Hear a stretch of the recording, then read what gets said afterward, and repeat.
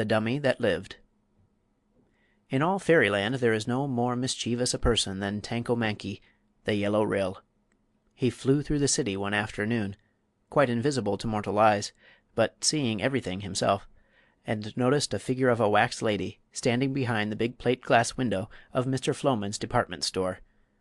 The wax lady was beautifully dressed, and extended in her stiff left hand was a card bearing the words: "Rare Bargain.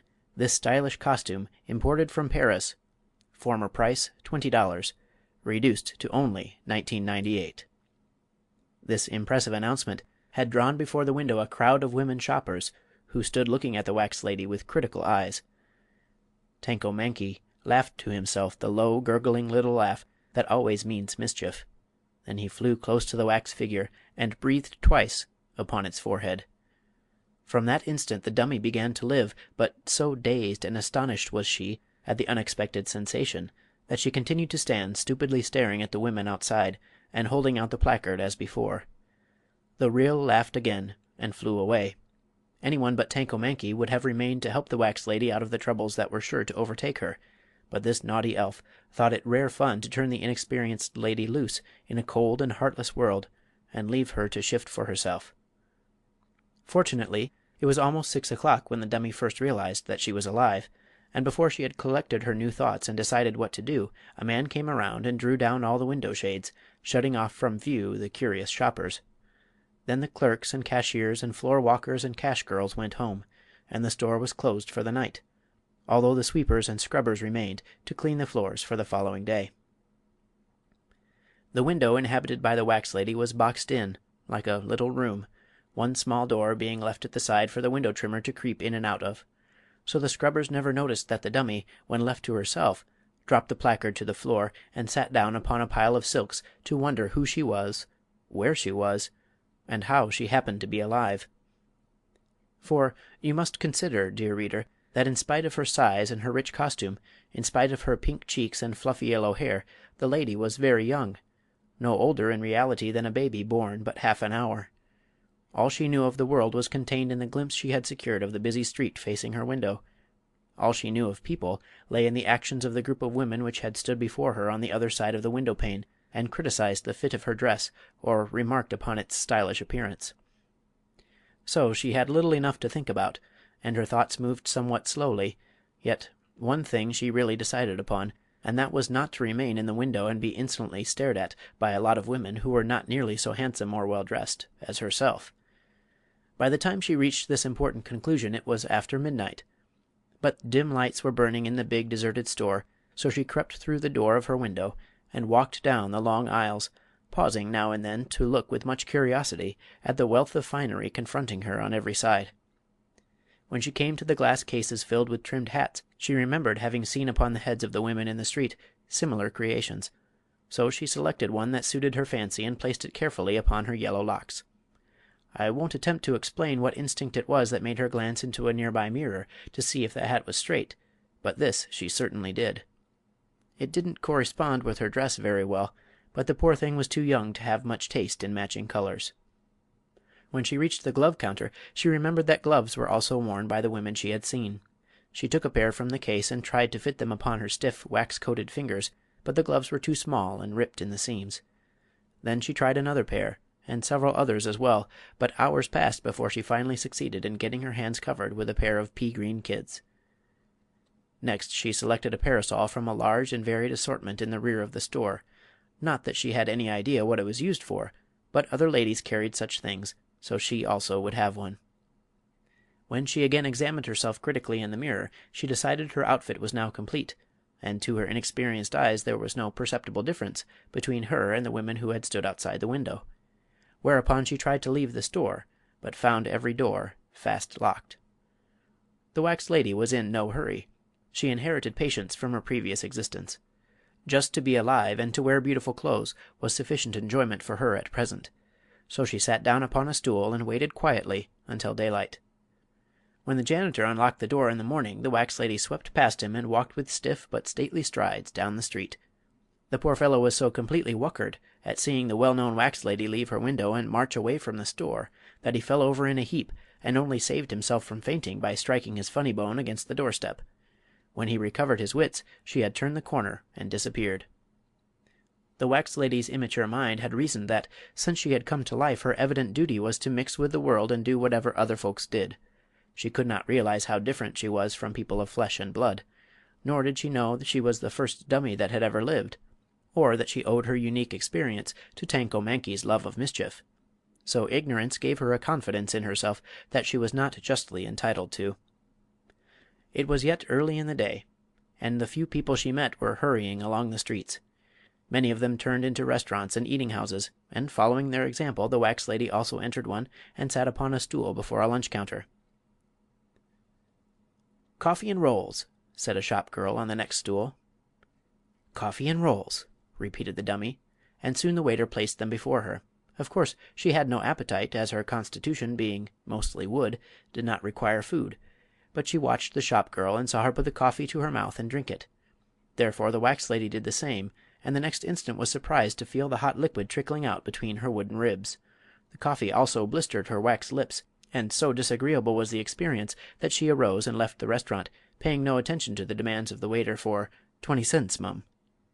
Not that she intended to defraud him, but the poor creature had no idea what he meant by 20 cents, mum. As she came out she met the window trimmer at Floman's store. The man was rather near-sighted, but seeing something familiar in the lady's features he politely raised his hat. The wax lady also raised her hat, thinking it the proper thing to do, and the man hurried away with a horrified face. Then a woman touched her arm and said, "Beg pardon, ma'am, but there's a price mark hanging on your dress behind." "Yes, I know," replied the wax lady, stiffly. "It was originally $20, but it's been reduced to $19.98." The woman looked surprised at such indifference, and walked on. Some carriages were standing at the edge of the sidewalk, and seeing the dummy hesitate, a driver approached her and touched his cap. "Cab, ma'am?" he asked. "No," said she, misunderstanding him. "I'm wax." "Oh!" he exclaimed, and looked after her wonderingly. "Here's your mornin' paper!" yelled a newsboy. "Mine, did you say?" she asked. "Sure! Chronicle, 'Quirer, Republic, and 'Spatch. What'll you have?" "What are they for?" inquired the wax lady, simply. "Why, to read, o' course. All the news, you know." She shook her head and glanced at a paper. "It looks all speckled and mixed up," she said. "I'm afraid I can't read." "Ever been to school?" asked the boy, becoming interested. "No. What's school?" she inquired. The boy gave her an indignant look. "Say!" he cried, "you're just a dummy, that's what you are!" and ran away to seek a more promising customer. "I wonder what he means," thought the poor lady. "Am I really different in some way from all the others? I look like them, certainly, and I tried to act like them, yet that boy called me a dummy, and seemed to think I acted queerly." This idea worried her a little, but she walked on to the corner, where she noticed a street car stop to let some people on. The wax lady, still determined to do as others did, also boarded the car and sat down quietly in a corner. After riding a few blocks the conductor approached her and said, "Fare, please." "What's that?" she inquired, innocently. "Your fare," said the man, impatiently. She stared at him stupidly, trying to think what he meant. "Come, come," growled the conductor, "either pay up or get off." Still she did not understand, and he grabbed her rudely by the arm and lifted her to her feet. But when his hand came in contact with the hard wood of which her arm was made, the fellow was filled with surprise. He stooped down and peered into her face, and, seeing it was wax instead of flesh, he gave a yell of fear and jumped from the car, running as if he had seen a ghost. At this the other passengers also yelled and sprang from the car, fearing a collision, and the motorman, knowing something was wrong, followed suit. The wax lady, seeing the others run, jumped from the car last of all and stepped in front of another car, coming at full speed from the opposite direction. She heard cries of fear and warning on all sides, but before she understood her danger she was knocked down and dragged for half a block. When the car was brought to a stop a policeman reached down and pulled her from under the wheels. Her dress was badly torn and soiled. Her left ear was entirely gone, and the left side of her head was caved in, but she quickly scrambled to her feet and asked for her hat. This a gentleman had already picked up, and when the policeman handed it to her and noticed the great hole in her head and the hollow place it disclosed, The poor fellow trembled so frightfully that his knees actually knocked together. "Why, ma'am, you're killed!" he gasped. "What does it mean to be killed?" asked the wax lady. The policeman shuddered and wiped the perspiration from his forehead. "You're it!" he answered, with a groan. The crowd that had collected were looking upon the lady wonderingly, and a middle-aged gentleman now exclaimed: "Why, she's Wax!" "Wax!" echoed the policeman. "Certainly. She's one of those dummies they put in the windows," declared the middle-aged man. The people who had collected shouted: "You're right! That's what she is! She's a dummy!" "Are you?" inquired the policeman, sternly. The wax lady did not reply. She began to fear she was getting into trouble, and the staring crowd seemed to embarrass her. Suddenly a bootblack attempted to solve the problem by saying: "You guys is all wrong. Can a dummy talk? Can a dummy walk? Can a dummy live?" "Hush!" murmured the policeman. "Look here!" and he pointed to the hole in the lady's head. The newsboy looked, turned pale, and whistled to himself to keep from shivering. A second policeman now arrived, and after a brief conference it was decided to take the strange creature to headquarters. So they called a hurry-up wagon, and the damaged wax lady was helped inside and driven to the police station. There the policeman locked her in a cell and hastened to tell Inspector Mugg their wonderful story. Inspector Mugg had just eaten a poor breakfast and was not in a pleasant mood, so he roared and stormed at the unlucky policemen, saying they were themselves dummies to bring such a fairy tale to a man of sense. He also hinted that they had been guilty of intemperance. The policemen tried to explain, but Inspector Mugg would not listen, and while they were still disputing, in rushed Mr. Floman, the owner of the department store. "I want a dozen detectives at once, Inspector!" he cried. "What for?" demanded Mugg. "One of the wax ladies has escaped from my store and eloped with a $19 and 1998 costume, a $4 23 hat, a $2 19 parasol, and a 76 pair of gloves, and I want her arrested!" While he paused for breath, the inspector glared at him in amazement. "Is everybody going crazy at the same time?" he inquired, sarcastically. "How could a wax dummy run away?" "I don't know, but she did. When my janitor opened the door this morning he saw her run out." "Why didn't he stop her?" asked Mugg. "He was too frightened. But she's stolen my property, your honor, and I want her arrested," declared the storekeeper. The inspector thought for a moment. "You wouldn't be able to prosecute her," he said, "for there's no law against dummies stealing." Mr. Floman sighed bitterly. "Am I to lose that $19 and 98 costume, and the $4 and 25 hat, and—" "By no means," interrupted Inspector Mugg.